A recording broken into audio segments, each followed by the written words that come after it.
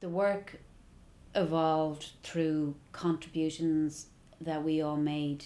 It came out of interviews that we did with Sean, which were then turned into songs. So the songs are universal experience, but they are the words, our own personal words. Being part of that process, because of working with Sean, and where he took our words and made songs in the simplest possible way, which ended up for me being an incredibly profound way of making music and song.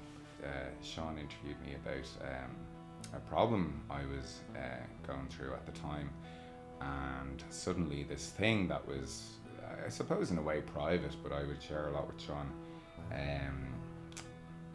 started to be healed because it was turned into a song, and then singing that in the show was very powerful. Kind of like owning your problem, kind of like facing the monster. As well as being a great performing adventure, it's been, I can honestly say, a shamanic experience.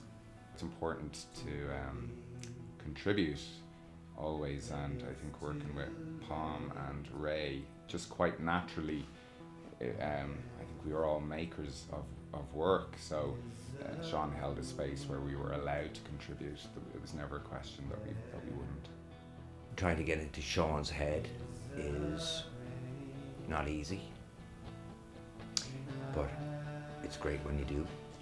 He's able to explore what insanity means to us in a very now, today sense. The subjects that we're talking about in the show are at the core of what it is to be human, and I think that is why everyone involved in the show, from crew to performers to musicians, has felt so engaged throughout the process, because it really is what it is to be human and what it is to be human now. Exploration for me in this is coming to terms with the wholeness of the self, and the wholeness of the self, if we're brave enough to admit that we are all on the edge of somewhere in some part of our lives, in a very delicate, emotional and insecure place about how we are in this world.